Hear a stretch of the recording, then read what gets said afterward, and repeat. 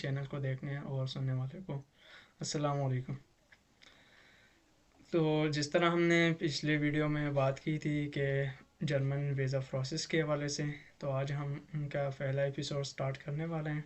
इस एपिसोड में हम बात करेंगे मास्टर स्टडी की। मास्टर स्टडी की इसी वजह से क्योंकि मास्टर स्टडी के लिए जो वीज़ा है वो भी इजी आपको मिल जाता है, मिशन भी आराम से यूनिवर्सिटी दे देते हैं। और तीसरी बात यह कि इधर इंग्लिश थॉट्स जो प्रोग्राम्स काफ़ी है जो कि आप इधर आके मास्टर में या एमपेल के लिए आप पढ़ सकते हैं। तो उसके लिए इंग्लिश के कुछ फील्ड्स हैं जो आप इंग्लिश थॉट्स के हैं, आप वो मालूम कर सकते हैं। बाकी आप अपनी फील्ड्स के भी हम आगे वीडियो में बात करेंगे कि किस तरह फाइंड कर सकते हैं, उनके लिए कौन सी लैंग्वेज है उनकी जो पढ़ाने वाली है। तो उसमें काफ़ी फील्ड्स इस तरह हैं जो कि इंग्लिश थॉट्स हैं। जैसे कि हम अगर ले लें फॉर एग्जांपल कंप्यूटर साइंस, तो कंप्यूटर साइंस के काफ़ी है जो कि आपको इंग्लिश में ही पढ़ाते हैं। जिस तरह आप आगे हम देखें मैनेजमेंट साइंसेस की, तो मैनेजमेंट साइंस की भी काफ़ी है जो आपको इंग्लिश में ही पढ़ाते हैं। आगे अगर हम देख लें तो कुछ फील्ड बायोलॉजी की हैं, बायोलॉजी की भी कुछ फील्ड इस तरह के जो आपको इंग्लिश में ही पढ़ाते हैं, जैसे कि बायोटेक्नोलॉजी हो गई या बायोइन्फॉर्मेटिक्स। लेकिन उनके कुछ फील्ड्स ये इस तरह हैं जो कि आपको जर्मन ही रिकॉर्ड है उनके लिए।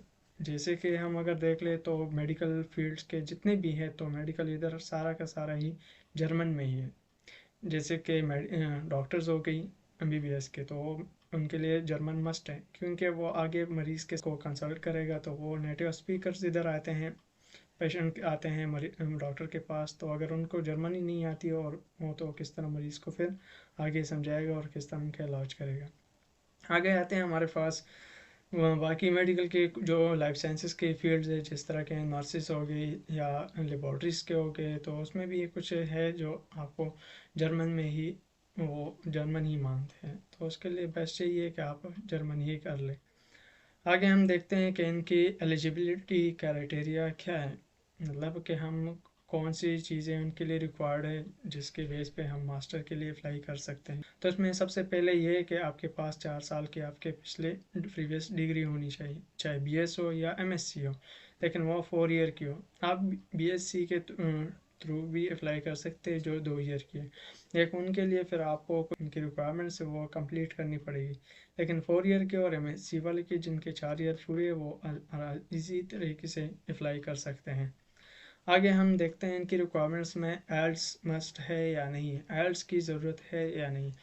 उसमें कुछ यूनिवर्सिटियाँ इस तरह हैं जो कि आपको बग़ैर एल्स के एडमिशन दे देते हैं। उनकी वेबसाइट पे अगर आप जाओगे तो वो उसमें लिखा होता है कि आपको एल्स की ज़रूरत नहीं है। अगर आपके पास इंग्लिश प्रोफिशिएंसी सर्टिफिकेट है तो वो भी हमारे लिए काफ़ी है। इंग्लिश प्रोफिशिएंसी सर्टिफिकेट का मतलब ये है कि वो आपको ये डिक्लेयर कर देते हैं कि आपने जो प्रीवियस आपने स्टडी की हुई है तो वो इंग्लिश में ही था। ये आपको अपनी यूनिवर्सिटी से, अपने डिपार्टमेंट से ही इंग्लिश प्रोफिशिएंसी सर्टिफिकेट मिल जाता है ईजीली। आगे रिक्वायरमेंट्स में हम देखते हैं कि इनकी ज़्यादातर यूनिवर्सिटी की रिक्वायरमेंट्स जो इम्पोर्टेंट है, ज़रूरी है, ज़्यादातर स्टूडेंट को ख्याल नहीं करते, वो ये है कि इधर की ज़्यादातर यूनिवर्सिटी देखते ही है कि आपके प्रीवियस जो स्टडी है वो कितने क्रेडिट हावर्स के बराबर था। मिनिमम है वो 180 क्रेडिट हावर्स है और जो मैक्सिमम है वो 210 है, 210 क्रेडिट हावर्स है, जो कि इस ECTS काउंट होता है। हमारे इधर क्रेडिट हावर होता है लेकिन इधर ECTS काउंट होता है, इसी वजह से ये ज़्यादा होते हैं। हमारे पाकिस्तान में अगर देखें तो वो उधर 120 से 130 140 मैक्सिमम होती है। तो वही जो 120 और 130 वाले जो पढ़ते हैं हम वो यहाँ 180 प्लस के बराबर होते हैं। लेकिन मसला इधर आ जाता है ये कि जो जिस यूनिवर्सिटी में आपने अप्लाई करनी है, अगर वो 210 क्रेडिट हावर्स आपसे मांग रहे हैं तो आपने वो कहाँ से पूरी करनी है, क्योंकि वो इनकी एलिजिबिलिटी क्राइटेरिया है। अगर वो पूरी नहीं हो रही तो आपको एडमिशन नहीं मिलता। ज़्यादातर स्टूडेंट्स की जो एप्लीकेशन रिजेक्ट होते हैं वो इसी बेस पे ही होते हैं। फिर आगे स्टूडेंट्स बोलते हैं कि हमें तो रिजेक्ट कर दिया। तो मेन इशू यही होती है, उनको पता नहीं है, तो उन्होंने देखे नहीं हो तो इनकी वेबसाइट्स पे और जाके बस अप्लाई की होती है। तो ज़रूरी यही है कि उनकी वेबसाइट पे देखें। तो आगे हम देखेंगे कि इनकी वेबसाइट हमें किस तरह मिलेगी, यूनिवर्सिटीज़ के और उनकी रिक्वायरमेंट्स हमें किस तरह पता चलेगा कि उनकी रिक्वायरमेंट्स क्या क्या है। इनके जो वे 180 और 1 to 10 वाले जो क्रेडिट हावर्स है वो हम किस तरह पूरे कर सकते हैं। अगर हम हमारी स्टडीज़ यही है तो आगे हम क्या करेंगे। और आगे हमने ये करने हैं इनकी एलिजिबिलिटी क्राइटेरिया की 210 क्रेडिट आवर्स पूरे करने के लिए। इसी तरीका यही है कि अगर आपने इंटर्नशिप किया हुआ है जो कि 3 महीनों से लेकर 6 महीनों तक, 3 महीने मिनिमम, तो आप वही सर्टिफिकेट शो करके आपके ये जो क्रेडिट आवर्स है ये आपके एक्सपीरियंस बेस पे कंप्लीट हो सकती है। अगर ये आपके पास इंटर्नशिप नहीं और आपने कहीं जॉब किया हुआ है, प्राइवेट हो या गवर्नमेंट हो जो भी हो, लेकिन आपने वहाँ से एम्प्लॉयमेंट सर्टिफिकेट लेनी है कि हाँ वो बोले कि भाई इसने इतने टाइम हमारे पास जॉब किया हुआ है, तो ये वही सर्टिफिकेट आप सबमिट करके आपके ये जो मामला है, ये जो इशू है 210 क्रेडिट आवर वाली, वो कंप्लीट हो जाएगी इधर से।